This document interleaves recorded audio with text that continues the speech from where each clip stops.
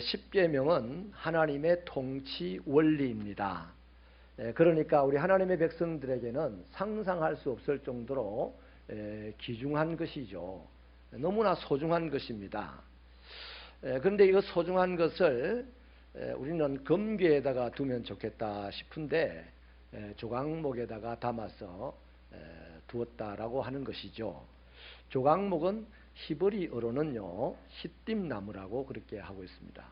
근데 영어 성경에는 이것을 아카시아 나무로 번역을 하죠. 이 나무가요 잘 크면 5m 정도 자란다고 합니다.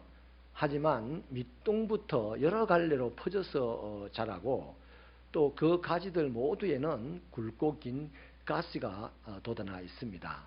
그래서 이 나무는 특별히 사람들이 사용하기에는 적합하지 못하는 볼품없는 나무에 불과한 것이죠. 그런데 놀랍게도 이 나무가 십계명 돌판을 담는 그 궤가 되었다는 것입니다. 뿐만 아니죠. 출애굽기에 보면 성막과 연관지어서 조각목이라는 이 단어가 26번이나 언급이 됩니다. 이를테면 떡상, 분향단, 번제단, 또 그것들을 운반할 때 쓰는 채, 이 모든 것들이 조각목으로 만들어져 있어요. 또한 성막의 벽을 이루는 널빤지와 띠들, 또 사방의 기둥들과 휘장문의 기둥들까지도 이 조각목으로 만들어야 했습니다. 그러니까 성막에 쓰이는 모든 나무 재료는 조각목으로 만들어졌습니다. 심지어는요 솔로몬이 지었던 성전에도 나무 재료는 다 조각목이었습니다. 이렇게 조각목이 성막과 성소의 재료들로 쓰였다는 점을 볼 때에 의아해하는 분들도 있을 수가 있겠습니다만은, 하지만 여기에는 저와 여러분을 향하신 하나님의 중요한 메시지가 들어있습니다. 그것은 조각목과 같이 너희들의 신앙을 빚어내어라 하는 것입니다. 예수 믿습니다 하고 예수 영접한 것으로 신앙이 끝나는 게 아니에요. 그날로부터 우리가 천국 갈 때까지 끊임없이 신앙이 빚어내어져야만이 그 자리 마디마디마다 하나님의 역사가 일어나는데, 그게 기적이요 세상 사람들이 감당치 못하는 능력의 역사들인 줄로 믿으시면 아멘입니다. 그래서 저는 오늘 이 시간에 이 조각목에서 우리가 체득해야 될 신앙, 우리가 빚어나가야 될 그 신앙을 소개를 하려고 합니다. 세 가지를 소개해 드릴게요. 첫째로 이 조각목과 관련된 신앙은 자기 약점을 부끄러워하지 않는 것입니다. 쉽게 말하면 여러분이 예수를 믿습니까? 그렇다면 자기의 오늘의 약점을 부끄러워하지 말아라는 것입니다. 신앙이 좋은 사람은요 다른 게 아니에요. 자기의 오늘 있는 이 모습을 부끄러워하지 않는 사람이 신앙이 좋은 사람이에요. 우리가 좀 전에 살펴본 대로 조각목은 모든 나무들에 비해서 볼품이 없다 그랬습니다. 그런데도 불구하고 가장 귀중한 십계명을 담을 수 있었습니다. 여기서 우리는 하나님의 엄청난 사랑과 그 깊은 배려를 느낄 수가 있어요. 하나님은요 약한 자를 들어서 강한 자를 부끄럽게 하시는 분입니다. 세상 천지에도 이러는 사람은 없어요. 이러는 회사도 없습니다. 세상은 잘난 사람 뽑아서 쓰려고 합니다. 그런데 하나님께서는 약한 자, 못난 사람을 뽑아서 쓰시는 분이 유일하게 하나님이니까 저와 여러분은 하나님 믿기를 잘했어요. 정말로 잘한 겁니다. 여러분 일생의 최고의 선택은 예수 믿기로 한 겁니다. 할렐루야. 여러분 예를 들어 보자면요, 야곱이라는 사람을 알잖아요. 이삭의 두 아들이 있었는데 큰 아들은 에서이고 작은 아들이 야곱입니다. 근데 에서는 강자예요. 힘도 세고 얼굴도 잘생겼다고 그래요. 거기다가 싸움도 잘해요. 또 거기다가 아버지 말도 잘 들어요. 그런데 야곱은 그렇지를 못합니다. 약자입니다. 야곱을 통해서 우리가 볼 수 있는 것은요 아무것도 없어요. 잘난 게 없어요. 드러나는 것은 무조건 하고 거짓말 잘 치는 겁니다. 자기 이익이라면 어쨌든 거짓말 쳐서 이익을 챙기려고 하는 사람이 야곱이에요. 그러니까 세상 살아낼 수 있다 없다? 잘해봐야 교도소 가는 거 말고 할 수 있는 게 없는 사람이란 말이죠. 그런데 놀랍게도 하나님은 세상적으로 강자였던 에스를 쓰지 아니하시고 세상적으로 약자였던 야곱을 쓰시더라는 겁니다. 할렐루야.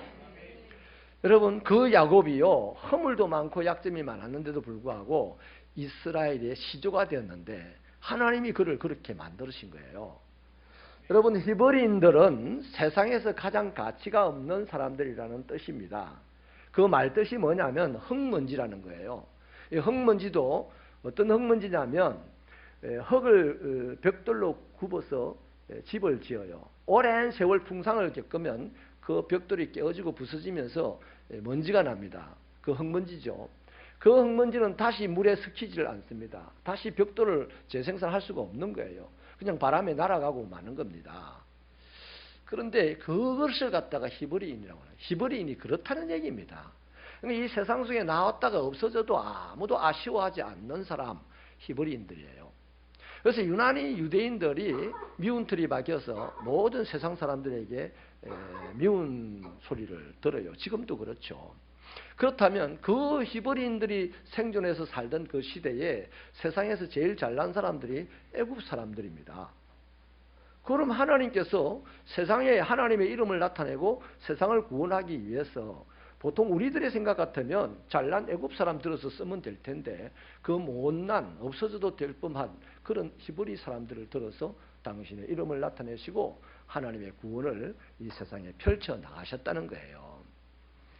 이런 거 많아요. 사울 왕은 이스라엘 사람들 중에 어깨 높이로 한 자가 더 있는 사람이었습니다. 제일 용맹하고 제일 훌륭한 강자였어요. 근데 그에 비하면 다윗은 어린 아이에 불과했고 목동이었습니다. 저거 아버지도 인정해주지 않는 아들이었어요. 그런데 하나님은 이스라엘 구원을 위하여 대단한 사울을 쓰지 아니하시고 보잘것없는 허접한 다윗을 쓰시더라. 그래서 그 허접한 다윗이 대단한 사람이 되니까 신기하고 놀라운 거죠. 재밌는 거죠. 할렐루야. 여러분, 우리도 마찬가지예요. 한번 따라합시다. 나는 세상을 재미있게 할 인생이다. 믿으시면 아멘.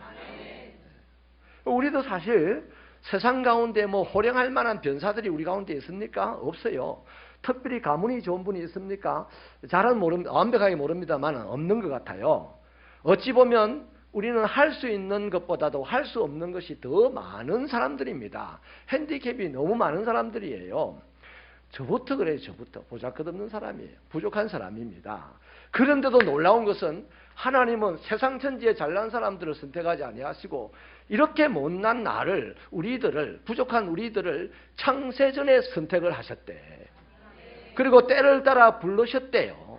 그리고 때를 따라 우리에게 말을 붙여주시고 말씀을 주시고. 여러분, 저도요, 밖에 나가서 길에서 사람 만나면요, 좀 허접하다 싶은 사람이 말을 붙이면요, 사실은 외면하고 싶어. 그게 사람이잖아요. 근데 나보다 더 잘난 사람을 만나면 내가 먼저 말을 붙이고 싶어요.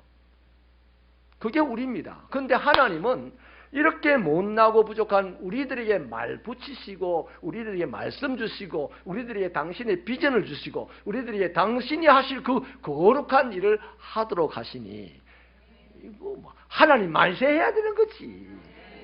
아멘입니까? 세상은 그렇잖아요. 똑똑하고 문벌 좋고 힘 있는 자를 찾습니다. 요즘 세상은 더 그래요. 그래서 옛날에는 개천에서 용난다는 말이 있었는데 지금은 그런 말 쓰질 못합니다. 해당이 안 돼요. 지금은 어디 사람들이 잘 되느냐? 서울 강남 사람들이 잘 돼요.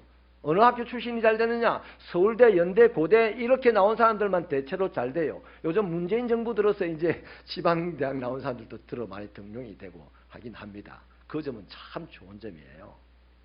여러분, 그래요. 그렇기 때문에 이 지방에 있는 사람들, 변변한 것이 없는 사람들, 특별히 부족함을 많이 느끼는 우리들은 그냥 세상의 변두리에 살다가 그냥 그렇게 살다가 그렇게 죽을 수밖에 없는 우리들의 인생이단 말이죠. 이것이 세상의 구조입니다. 오늘 우리가 살아온 지금의 구조예요. 그런데도 불구하고 유일하게 하나님은 볼품없는 약자인 우리들을 불러주시고 사용해 주신다는 겁니다. 그 아름다운 일 하도록 해주신다는 거예요. 어디 가서 이런 멋진 자리에 앉아가지고 남들이 보는 앞에서 한 곡 좀 뽑겠습니까? 돈 안 내면 안 돼. 노래방 가도 돈을 내야만 할 수 있어요. 그런데 우리는 이렇게 멋지게 하지 않습니까? 우리 찬양대만 하나님 만세. 아, 역시 창의적이네. 한 번 더 힘차게 두 손 들고 하나님 만세. 즐겁게 하나님을 기뻐하시고 감사하시기를 바랍니다. 아이, 정말 시간이 없는데 정말 피곤한데 목사님이니까 찬양됐어라 해가지고 내가 눈치가 보여서 안 쓰면 찾아올 거고 아니 깎아 들어와서 내 찬양됐습니다. 내가 큰 교회 가면 찬양도 안 쓰고 조용히 예배드리고 조용히 집에 갈 텐데 이러지들 마시기 바랍니다. 할렐루야. 얼마나 고마운 일입니까? 그 크신 하나님이 아무것도 아닌 우리와 함께 하고 싶어 하시니 얼마나 감사한 일이냐 이 말이죠. 할렐루야. 여러분, 모세도 보십시오. 모세가 애굽의 왕자로 있을 때요, 나이 40일 때 대단한 학문의 소유자요, 대단한 힘의 소유자요. 어땠습니까? 그 학문과 그 힘을 가지고 이스라엘 백성들을 한번, 백성 둘이 한번 살려보고 싶었는데 얼씨구요, 사람 죽이는 사람밖에 더 됐나요? 그래요. 근데 그가 그날부터 도망자가 돼가지고 40년 동안 남의 집에 붙여 살면서 양이나 쳐주고 그러다 나이 80이 돼가지고 아무것도 할 수 없는 별 볼 일 없는 인생이 되었을 때 모든 사람들이 그를 다 잊어버렸다 싶을 때에 하나님은 잊지 않고 찾아가셨습니다. 말씀을 붙여주셨습니다. 하나님의 능력을 보여주셨습니다. 하나님의 사명을 주셨습니다. 그리하여 모세는 세상을 구원하는 인물이 되었더라. 그 모세 날마다 감사해야 되는 거지. 지금 천국에서 그래 하고 있잖아요. 할렐루야. 목사님 천국 가봤습니까? 안 가봐도 알아요. 성경에 있잖아요. 요한계시록 보면 24장로들이 그냥 할렐루야 할렐루야 할렐루야 할렐루야 하잖아요. 우리도 그럴 사람인 줄로 믿습니다. 이 땅에서 주의 은혜로 성공하고 천국 가서 그렇게 할 줄로 믿습니다. 아멘. 여러분, 이런 차원에서 보면 세상은 아닌데, 모든 사람도 아닌데, 목사도 아니야. 근데 오직 하나님만큼은 죄인도 버리지 않습니다. 하나님만큼은 못난 사람도 쓰십니다. 그래서 못난 사람이 잘난 사람을 다스릴 수 있는 데가 어디입니까? 하나님 나라입니다. 교회입니다. 교회. 할렐루야. 그래서 이 부족하고 약점이 한없이 많은 사람들, 그렇게 쓰시는 분이 하나님이시기 때문에 그 하나님을 진짜로 믿으신다면 오늘 내가 약점이 많고 허물이 많다 할지라도 그것 때문에 부끄러워하거나 두려워할 필요가 없는 건 확실한 거죠. 조각목이라는 것이 바로 그 점을 우리에게 알려주는 겁니다. 여러분, 우리는 이제 내 약점, 내 부족함 때문에 세상에서 부끄러워하지 마시고 당당하게 살아가십시다. 하나님을 믿는 믿음이 있다면요, 우리는 무한대로 가능성이 있어요. 나이 80에 세상 구원하는 사람이 돼 있지 않습니까? 그러므로 우리는 얼마든지 할 수 있으면 아멘. 나를 부끄러워하지 아니하고 하나님을 기대하면 하나님은 그 사람에게 세상이 놀라워하는 역사를 오늘도 허락하실 줄로 믿습니다. 그래서 우리의 인생은 자랑스러운 인생이 되고 이것이 나의 간증입니다, 이것이 나의 찬송입니다 할 때마다 수많은 사람들이 나를 따라서 하나님께로 나오는 역사가 있게 될 줄로 믿습니다. 두 번째요, 이 조각목이라는 것은 이 신앙은 하나님의 말씀에 목말라 한다는 것을 가르쳐주고 있습니다. 예레미야 17장 8절의 말씀에 의하면 물가에 심어진 나무가 더위가 올지라도 두려워하지 않는다 했어요. 그럼에도 불구하고 그 잎이 청청하고 가무는 해에도 걱정 없이 결실이 거치지 않는다, 이렇게 말씀을 합니다. 당시 시내 광야에는 세 종류의 나무가 자랐습니다. 하나는 종려나무입니다. 다른 하나는 에셀나무입니다. 이 종려나무와 에셀나무는 물이 있는 곳에서 자랍니다. 그래서 거기를 갖다가 오아시스라 그래요. 그래서 그 나무들은 하늘 높이 자라요. 또 잎이 무성해집니다. 그 사람들에게 너무너무 큰 행복을 주죠. 그 말씀은 그 두 나무를 보면 예레미야 17장 8절의 말씀이 딱 맞아 떨어져요.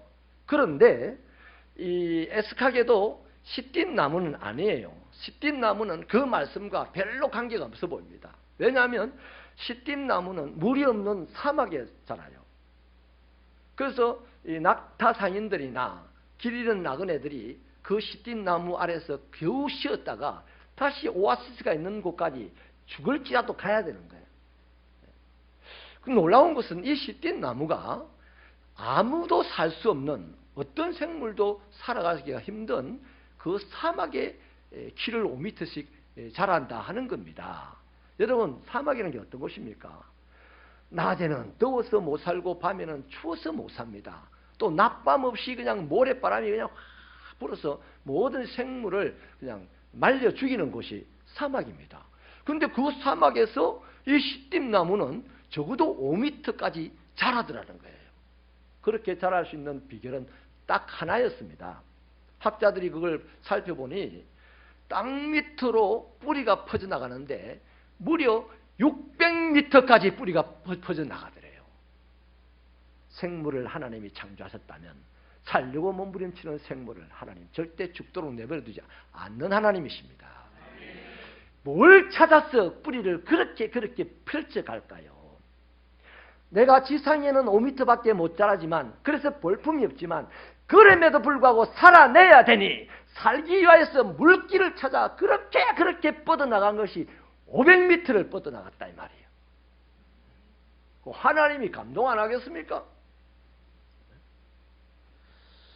오늘 우리가 살아가는 이 삶의 자리도요, 사막처럼 척박하기는 매 한 가지죠. 여러분, 억울한 일이 얼마나 많습니까? 가슴 아프고 싸울 일이 얼마나 많습니까? 시비를 가려내야 될 일들이 얼마나 많습니까? 그래서 억울해서 소리 지르고 시비 붙는다고 고소고발하고 온갖 시간을 낭비하고 이렇게 살아가는 사람들의 모습을 보면 황폐함입니다. 그 얼굴이요, 황폐해요. 우리가 다 그런 지금 사회에서 살고 있다고요. 그렇게 살다가 보면 황폐해서 사막에서 생물이 없어지는 것 같죠. 이 지구 땅, 사람 사는 동네에서 이런 사람은 점점 없어지게 되는 거요. 저는 우리 새벽교회 성도들이 어떤 상황에서도 살아남기를 바랍니다. 살아남는 것만이 중요한 것이 아니라 죽어가는 사람을 살려내게 되기를 바랍니다. 그것이 우리를 향한 하나님의 뜻일 것입니다. 여러분, 그래서 우리가 이 척박한 삶의 환경에서 다 아우성치다가 죽어질 수밖에 없는 이 환경에서 우리가 은혜롭게 살 수 있고 은혜를 끼치며 살 수 있는 비결이 뭐냐 하는 거죠. 하나님을 만나는 거예요.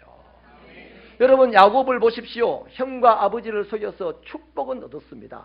그런데 축복이 지금 당장 살 수 있는 건가요? 아니잖아요. 저 먼 미래에 나타날 일입니다. 지금 당장은 본인이 거짓말쟁이가 돼가지고 이제 형에게 맞아 죽게 생겼어요. 그래서 도망을 쳤습니다. 이 도망자가 집에서도 못 살아서 도망치는 사람이 어디 간들 살겠어요? 살 길이 없는 사람이에요. 그런데 그가 그 가는 중에 하나님을 만났습니다. 하나님을 만난 이후에 용기를 내서 걸어가니 어떤 사람이 외삼촌이 속여도, 어떤 억울한 일을 당해도, 어떤 괴로운 일을 당해도 시비합니까? 분통을 터뜨립니까? 목을 매답니까? 나무에? 아니야! 하나님을 만나고 나니 어떤 상황에서도 살아내더라고. 마침내 교부가 되고, 마침내 세상을 다스리는 자가 되고, 마침내 이스라엘의 시조가 되더라고요. 하나님을 만나니까. 할렐루야. 신약에 보면 바디메오라는 소경이 있습니다. 아버지 때부터 소경이었으니까, 대대로 소경이었으니 이 집이 세상에서, 그 당시 사회에서 살아남을 수 있을까요? 언젠가는 사라지고 없을 집안입니다. 그런데 이 바디메오가 예수 왔다는 소식을 듣고 예수를 만나려고 몸부림을 쳤습니다. 방해를 했는데도 몸부림을 쳤어요. 제자들이 시끄럽다고 조용히 하라고 했는데도 몸부림을 쳤어요. 예수 만나고 싶다고 몸부림을 쳤어요. 예수님은 외면하는 분이 아닙니다. 예수님은 바디메오를 만나 주셨고 바디메오의 소원을 들어주셨습니다. 바디메오가 눈만 떴습니까? 아니요. 하나님을 봤습니다. 하나님 나라를 봤습니다. 그래서 입고 있는 옷도 벗어 던지고 예수를 따라갔으니 더 이상의 기록은 없으나 그는 그 시대의 예수의 최고의 증인이 되었을 것은 확실합니다. 할렐루야. 누가복음 11장 9절은 이렇게 말씀을 하죠. 내가 또 너희에게 이르노니 구하라 그리하면 너희에게 주실 것이다. 찾으라 그러면 찾아낼 것이다. 문을 두드리라 그리하면 너희에게 열릴 것이다. 이사야서 55장 6절은 이렇게 말씀합니다. 너희는 여호와를 만날 만한 때에 찾으라. 그가 가까이 있을 때에 불러라. 신명기 4장 29절은 또 이렇게 말합니다. 그러나 네가 거기서 네 하나님 여호와를 찾게 되리니 만일 마음을 다하고 뜻을 다하여 그를 찾으면 만나리라. 이 말씀에 너가 거기서라고 하는데 이스라엘의 거기가 어디냐는 거죠. 이스라엘이 저잘난 맛으로 온갖 세상 방식으로 하나님 외면하고 살다가 다 예적에 침입을 해갖고 다 죽었어요. 다 죽었어요. 도망가다가 죽고 막 창에 찔려 죽고 불에 타 죽고 다 죽었어요. 겨우 살아남은 몇 사람이요. 이 나라 저 나라 잡혀갔잖아요. 바벨론의 포로로 살아남은 그 사람들 멸망이 무엇인가를 봤어요. 그 멸망이 무엇인가를 아는 그 자리에서조차도 나를 부르면 내가 너를 만나리라 이 말씀입니다. 할렐루야. 아무리 척박하고 아무리 힘들고 괴로운 삶의 자리, 내가 잘못해서 그런 상황을 맞이하였다 할지라도 거기서 하나님을 찾으면 하나님을 만난다는 거예요. 그러니 저와 여러분은 희망이 있는 겁니다. 여러분, 말씀드린 대로 이 시대가 척박하기 짝이 없어요. 갈수록 가진 자와 가지지 못한 자의 사이가 벌어집니다. 그래서 그 사이에서 오는 갈등 때문에 수많은 비극적인 사고들이 이제 더 많이 계속해서 일어날 겁니다. 그러나 이런 환경에서도 진짜 예수 믿는 자는 살아남아요. 진짜 예수 믿는 자는 죽어가는 자를 살릴 수도 있어요. 이런 사람이 돼야 돼. 예수 믿는 사람이 아니라 예수 믿고 이렇게 하는 사람이 되어야 된다고요. 그러려면 우리는 예수님 만나야 돼요. 저와 여러분의 인생에 있어서 최고의 만남은 예수 만나는 거 아니겠습니까? 어제 예수 만났다고 오늘 괜찮을 줄 생각하지 마세요. 매 순간순간을 예수 만나려고 애를 쓰세요. 예수님과 동행하려고 애를 쓰시길 바랍니다. 그럴 때 우리는 세상이 다 무너져도 우리가 안 무너져서 우리 때문에 세상이 산다니까. 이 축복의 소유자가 되어야 되지 않겠습니까? 그렇다면 그 주님을 어디서 만날 수 있습니까? 그 주님은 오직 한 군데 말씀에서 만날 수 있어요. 말씀으로 만날 수가 있어요. 말씀은 태초부터 있었죠. 말씀은 창조의 능력이었습니다. 말씀은 지금 우리의 길에 빛이 되고 우리의 발에 등이 됩니다. 말씀이 육신이 되어 우리 가운데 오신 이가 예수님이십니다. 그 예수님은 천국에 우리의 처소를 준비하러 가실 때에, 성천하실 때에 말씀을 우리 가운데 두고 가셨습니다. 그리고 성령을 우리에게 보내셔서 예수님이 두고 가신 이 말씀을 조명하여 주시고 깨닫게 하여 주시고 따르게 하여 주신다 이 말이죠. 그래서 베드로전서 2장 2절은 이렇게 촉구합니다. 갓난 아기들 같이 순전하고 신령한 젖을 사모하라. 이는 그로 말미암아 너희로 구원에 이르도록 자라게 하려 함이라. 이 구원이 무슨 구원입니까? 마지막 날 천국까지 가는 것도 맞지만 이 세상의 척박한 삶의 환경, 모든 것이 나를 죽이려고 하는 이 세상에서도 살아남을 수 있고 이길 수 있고 성공할 수 있고 죽어가는 자를 살릴 수 있는 그것이 바로 구원이다 이 말이에요. 그것을 얻기 위하여서 어린 아기처럼 말씀을 사모하라는 겁니다. 여러분, 아기가 엄마 젖을 빨 때요 그냥 대충 빨고 치웁니까? 그럼 자꾸 병원 다니는 아기 돼. 그러나 엄마 젖을 빠는 애를 보면 알아요. 얼마나 건강한지. 엄마가 아파서 애기 꼭 때릴 때가 있어요. 야, 자식아, 안 가, 물어라 하면서 꼭 때립니다. 울다가 다시 젖을 물리면 또 줄줄 빨면 엄마가 젖꼭지를 막 뭅니다. 그 아이의 코에는 땀이 송골송골 흘러요. 이마에서 땀이 줄줄 흘러내려요. 한겨울에도 그렇습니다. 들판에서 엄마가 젖꼭지를 물려도 건강한 아기가 엄마 젖을 빨면 땀이 흘러요. 그 정도로 말씀을 사모하라는 겁니다.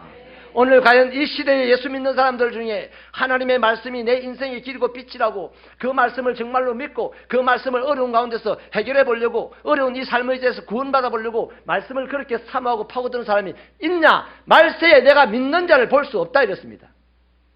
그런 사람이 거의 없다는 거예요. 우리는 진짜 하나님이 인정하는 믿음의 소유자가 되기를 축원합니다. 축원합니다.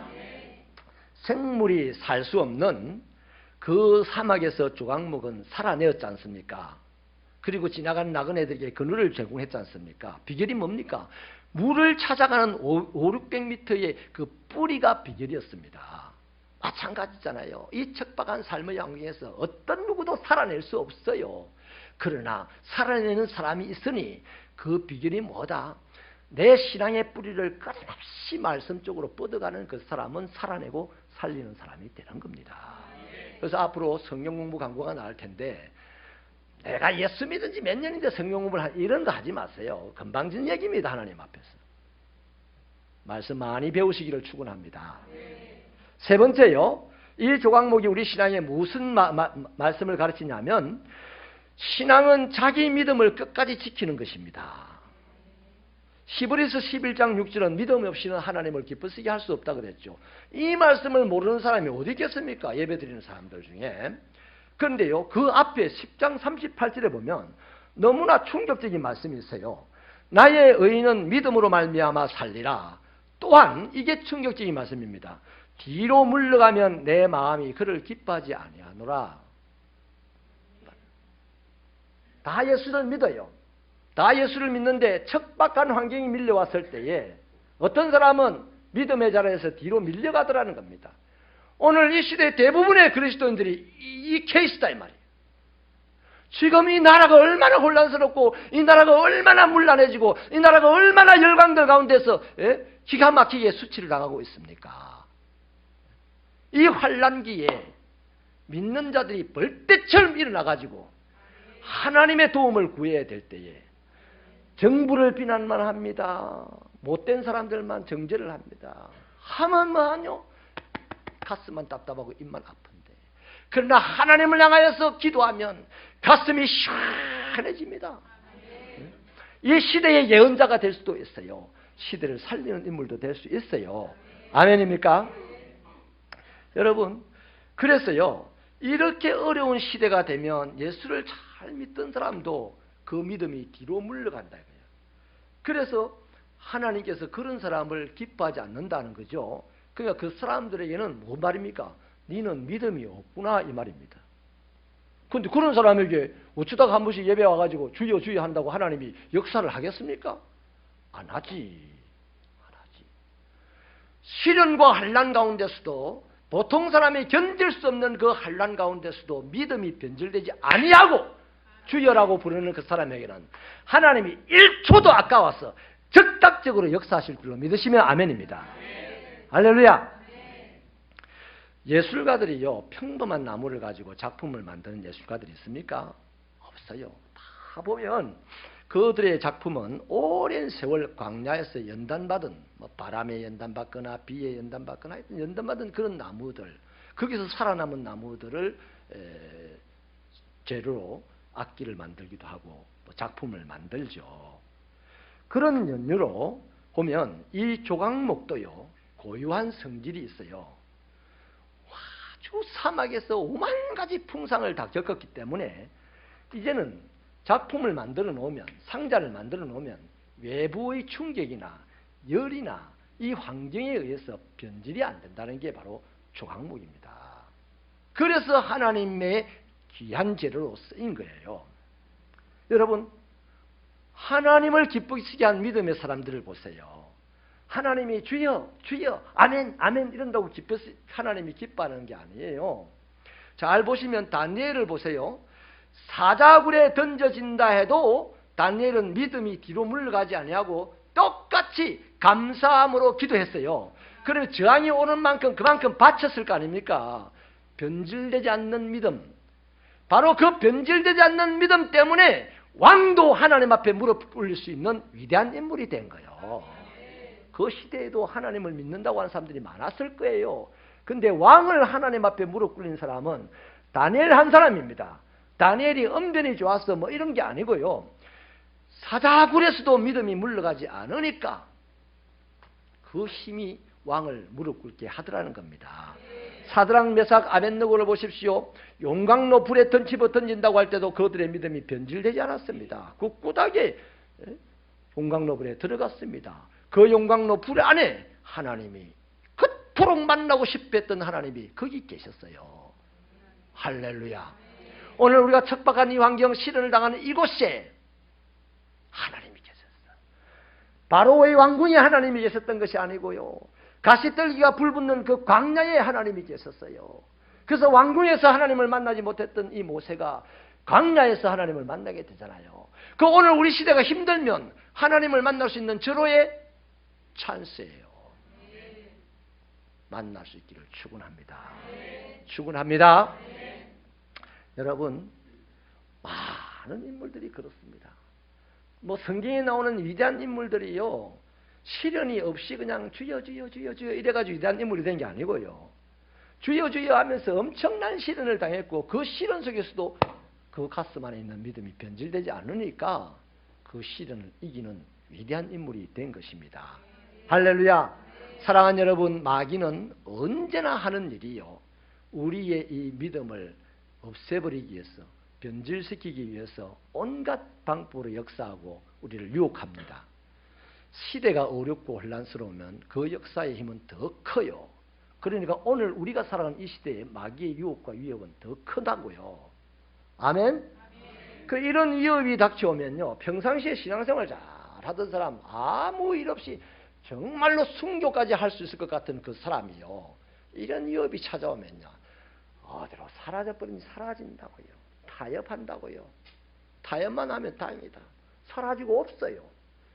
교회를 막 분란을 일으키고 이래, 이 사람들이. 시련 때문에 그래, 시련 때문에. 겁이 많아서 시끄럽게 한다니까요. 빈깡통이 시끄럽잖아요. 교회 안에서도 소리가 크고 시끄럽게 하는 사람 빈깡통이라서 그래. 믿음이 깡통이라서 그런 거라. 바보스럽게 보여도요, 편안한 사람들, 아이 바보야 바보야 해도 웃어주는 사람들요, 바보라서 웃는 게 아니에요. 믿음이 충만해서 웃어주는 거라고요. 아멘. 이런 성도들이 새벽에 많아지기를 주님의 이름으로 축원합니다. 얼마나 멋있겠어요. 할렐루야. 이런 사람들이야말로 무슨 일을 당하여도 만사형통합니다. 왜? 하나님의 위로를 받고 사니까. 자꾸만 사람에게 칭찬받고 사람에게 위로받고 하니까 교회를 시끄럽게 만드는 거야. 근데 믿음이 좋은 사람은요, 하나님에게 위로를 받아. 그래서 모든 일이 편안해지는 거예요. 말씀을 마칩니다. 여러분, 우리가 믿는 예수님 잘 아시죠? 잘 알아요. 우리 예수님이 이 세상에 오실 때에 참으로 초라한 모습으로 오셨습니다.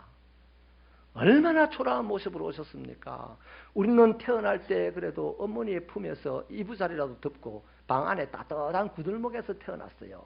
그런데 예수님은요, 덮을 것도 없었어요. 풀떼기가 덮을 것이었고 누울 곳도 없었어요. 소 여물통이 누울 곳이었습니다. 그렇게 초라하고 부족하고 아무것도 기대되지 않는 모습으로 이 땅에 오셨어요.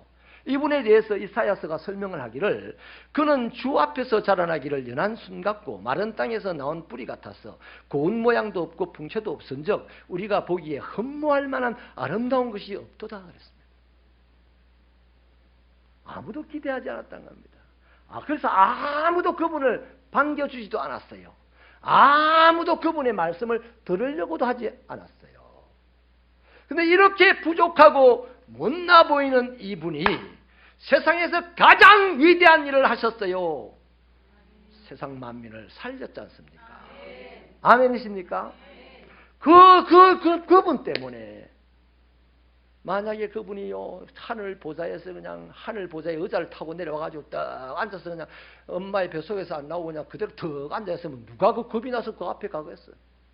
누가 그 앞에 손을 내밀겠어요? 이제 지단에 출세하려고 하는 인간들은 가겠지. 그러나 그분처럼 살고 싶은 사람 못 가. 방법이 안 돼. 살 수 없어요. 그래서 저와 여러분은 이렇게 보잘것없고 부족한 그분을 통하여 하나님의 자녀가 되었다고요. 그러니 우리도 지금 현재 보잘것없지만 예수님처럼 위대한 일을 할 수 있다 이 말입니다. 가능성이 충분하다 이 말입니다. 하나님이 썼으면 되니까. 고맙게도 하나님은 잘난 사람을 쓰기보다는 못난 사람이 하나님을 믿는 그 사람을 잘 쓰더라는 거야. 아멘. 그러므로 사랑하는 여러분, 저와 여러분은 이 세상을 살릴 만한 위대한 인물 될 가능성이 이 시간부터 있어요. 하나님 때문에 있어요. 그렇기 때문에 오늘 저와 여러분의 삶의 모습이 부족하고 연약해 보여도 내 모습에 부끄러워하거나 좌절하지 않는 신앙이 되십시오. 그게 진짜 예수 믿는 사람이에요. 힘들고 어려울 때일수록 더욱 말씀에 내 믿음의 뿌리를 내리려고 말씀 안으로 파고드십시오. 그게 진짜 믿음의 소유자입니다. 또 이렇게 어렵고 힘든 세상에 타협하지 마시고 말 많이 하지 마시고 그야말로 믿음이 변치 않는, 더욱 열심히 모이고 더욱 열심히 예배드리고 더욱 열심히 기도하는 그 믿음에 변절하지 않는 그런 사람이 되십시오. 반드시 성공합니다. 더 크게 성공합니다. 반드시 승리합니다. 모든 사람이 알고 따라올 만큼 크게 승리합니다. 이런 축복의 신앙생활이 되시기를 축원합니다.